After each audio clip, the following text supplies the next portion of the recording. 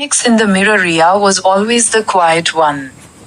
In a world that moved fast, talked loud, and chased dreams with fire, she walked slowly, spoke softly, and kept her dreams tucked deep within. She was smart, kind, and creative, but there was a cage built around her confidence. Every time she tried to step out, the voices in her mind would rise. You're not ready. You're not strong enough. You'll fail. Where did those voices come from? Maybe it was her teacher in second grade who laughed when she read too slowly. Or the classmate who ignored her in group work. Maybe it was all the times she tried, and failed, to speak up, only to shrink back into silence. But deep down, there was something else. A flicker, a whisper, a part of her that refused to die. One day, she stood in front of a mirror and asked herself, is this it? Is this the life I'm going to accept? The mirror didn't answer, but the silence was powerful. In that moment, something cracked. Not broken, cracked open. She didn't know what to do, but she knew she had to begin. So she started small. Ria made a list titled, Uncomfortable but Worth It. Speak once in every class. Say yes to a group project. Ask a question at a seminar. Share a poem online. Say, I'm proud of myself, out loud every morning. The first few weeks were hard. Her heart raced with every tiny challenge. Her voice trembled. Her hands shook. She cried. She doubted. But she didn't stop. Months passed. The list grew. So did she. She joined a local storytelling event, just to watch. But something stirred in her as others spoke their truth. She came back the next week and signed up.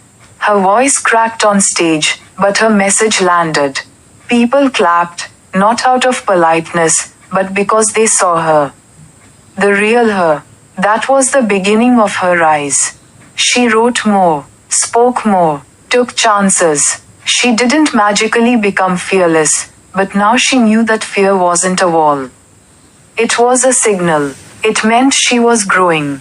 Over the years, Ria became known for her strength, not the loud, aggressive kind, but the quiet, relentless kind. The kind that shows up every day even when it's hard. She spoke at schools, coached others who felt small, and even published a book called The Phoenix in the Mirror. The phoenix wasn't some mythical bird. It was her. It was all of us. Here's the truth she discovered. You don't need to be loud to be powerful.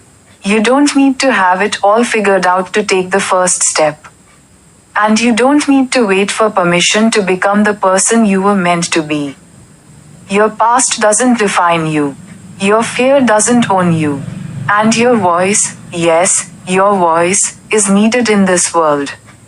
No matter how quiet, no matter how small it starts, you are not broken. You are becoming. Wings of the storm. In a faraway land, high atop jagged cliffs, lived a young eagle named Kale.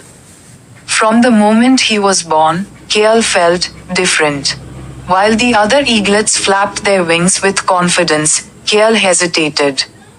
He watched from the edge as his siblings soared through the sky, catching wind currents and dancing with clouds. But Kale, he was afraid. Afraid of falling, afraid of failing, afraid that maybe he wasn't meant to fly at all. He'd hear the older eagles say, an eagle is born to rule the skies. But Kale couldn't believe it. Not with trembling wings, not with a heart full of doubt. Seasons passed. Kale grew stronger, but he never flew beyond the cliffs. The sky called to him every day, and every day, he turned away. One stormy afternoon, the sky turned black. Thunder growled and lightning cracked the sky open. A fierce wind roared through the mountains. Kale huddled near a rock, watching as a mighty elder eagle soared straight into the storm. Kale shouted, "Why are you flying into that? It's dangerous." The elder eagle, fierce and wise, circled back and answered, "Because that's where strength is built. Storms don't break eagles, they shape them. And with that, the eagle disappeared into the clouds. Kale sat frozen. His mind swirled with fear, and something new, curiosity. What if the storm didn't destroy him? What if it woke something inside him? His legs trembled. His wings unfolded. The wind screamed, not yet. But his heart whispered, now. He jumped. The storm hit him hard. Rain stung his feathers. Wind tossed him like a leaf. He dropped, panicked, flapped wildly, and for a moment, he believed he had made a mistake. But then something happened. He stopped fighting the storm and started riding it. He remembered the elder's words. He adjusted his wings, let the current lift him, and leaned into the chaos. Suddenly, he was flying. Not falling, not failing, flying. The wind that once scared him now carried him. The sky that once looked so far was now home. When the storm passed, Kale didn't return to the nest. He soared over forests, rivers, mountains, his heart full, his spirit free. He had discovered the truth that day: fear is not the enemy. It is the gatekeeper of growth. And storms, they are not there to stop us, they're there to show us what we're made of. So if you're standing at the edge of your cliff today, if you're scared of falling or failing, of not being ready, remember Kale. Your wings were built not just for calm skies, but for the storms too. The sky isn't waiting for the fearless. It's waiting for the ones who dare despite their fear. Are you ready to fly? Right. The tree that chose to stay in a quiet village surrounded by fields and forests. The tree that chose to stay in a quiet village surrounded by fields and forests. There stood a lone tree on top of a hill. It wasn't the tallest, nor the most beautiful, but it was old, wise, and deeply rooted. For decades, the villagers called it the Silent Sentinel. During storms, it stood firm. In droughts, its leaves curled but never gave up. Birds made it home. Children played in its shade. Couples carved their names into its bark. But time changed the world around the tree. The village grew louder. People stopped coming. Buildings replaced fields. One day, a crew came with machines and red flags, planning to cut down the hilltop trees to make way for a road. The younger trees swayed in fear, their roots shallow and new. But the old tree stood still. One of the workers walked up and said, "This one's the hardest to remove. Its roots run too deep."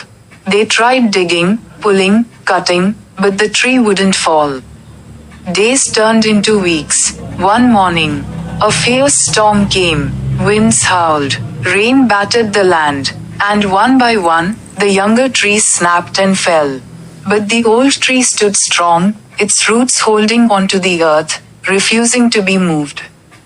After the storm, something shifted. The villagers, old and new, gathered around the hill. The tree had become a symbol of strength, of resilience, of never giving up. They changed the plan. The road was redirected. A park was built instead, and the tree became its heart. The moral: be like the tree. When storms come, stand strong. When the world changes, stay rooted in what matters. When you feel overlooked, remember, stillness doesn't mean weakness. The strongest souls are not always loud or fast. They are the ones who endure, who grow slowly, and who stay even when everything tells them to fall. Because sometimes, by simply staying rooted in your truth, you inspire the world to change around you. The journey of the river. There once was a young river named Zara, born high in the cold mountains. Her water was clear, fast, and full of energy. She raced down slopes with laughter, carving her way through stone and snow. At first, everything felt exciting: freedom, motion, and discovery. But soon, Zara faced her first challenge. A massive rock blocked her path. She crashed into it, over and over, growing frustrated. Why can't I move forward? She cried. The wind whispered, flow around it. And so she did. She bent, she curved, and slowly, she continued her journey. But the challenges didn't stop. Zara passed through dry lands where her water thinned. Through dark forests where she felt alone. Through polluted cities where she lost her sparkle. Each time, she felt like giving up. I'm not the river I used to be, she thought. But she